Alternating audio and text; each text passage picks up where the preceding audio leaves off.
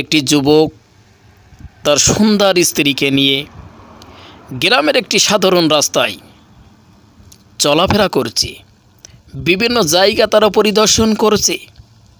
হঠাৎ করে মেঘ কালো হয়ে আসলো, প্রচণ্ড আওয়াজ শুরু হলো, বৃষ্টি নামতে শুরু করলো।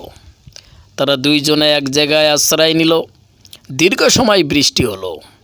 বৃষ্টি যখন থেমে গেল, এই যুবক ও তার স্ত্রী আবার রাস্তায় চলতে শুরু করলো।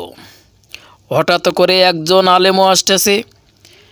ঠিক আলেম এই স্ত্রীর পাশে যেই এসেছে, তখনই এই যুবকের স্ত্রী বলছে, আল্লাহ, তুমি কি দেখছো না আমরা আজকে ঘোরার জন্য বাইরে হয়েছি, কেন তুমি পানি দিলে?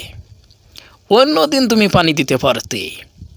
এই কথা শুনে ওই আলেম বললেন, মাগো, এই ধরনের কথা কখনো ব্যবহার করবে না, কারণ আল্লাহ তাআলা যখন সন্তুষ্টি হয় বান্দার পরে রহমতস্বরূপ বৃষ্টি দান করে।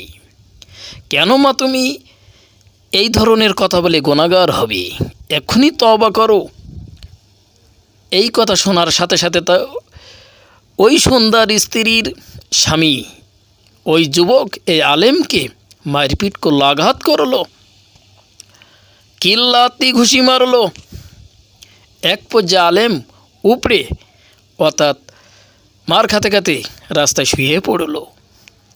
তখন ওই আলেম আল্লাহ তাআলার কাছে দোয়া করলেন, আল্লাহ গো, তোমার সম্মান রক্ষার্থে এই যুবক আমাকে আঘাত করেছে, আল্লাহ গো, তুমি তাকে হিদায়াত দান করো।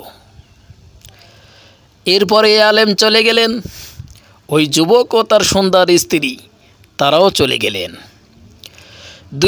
দুই তিন ঘন্টা পরে শোনা যাচ্ছে গ্রামে যে এই যুবক মৃত্যুবরণ করেছে। তখন ওই আলেম ছুটে আসলেন। এসে সেই সুন্দর মহিলাকে জিজ্ঞাসা করলেন, মাগো, তোমার স্বামী কিভাবে মারা গেল? এই তো 1-2 ঘন্টা আগে তোমাদের সাথে আমার কথা হয়েছিল। তখন ওই মহিলাটি বললেন, বাবা, আপনার উপরে জুলুম করেছে আমার স্বামী, অন্যায়ভাবে আঘাত করেছি। এই কারণে সে রাস্তা চলতে চলতে হঠাৎ মাথা করে পড়ে মৃত্যুবরণ করেছে।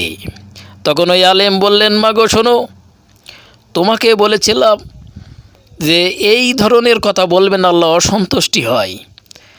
এই জন্য তোমার স্বামী তোমাকে ভালোবাসে, তাই সে আমাকে আঘাত করেছে। আঘাত করার কারণে আমার আল্লাহ তাআলা আর সহ্য করলেন না। কারণ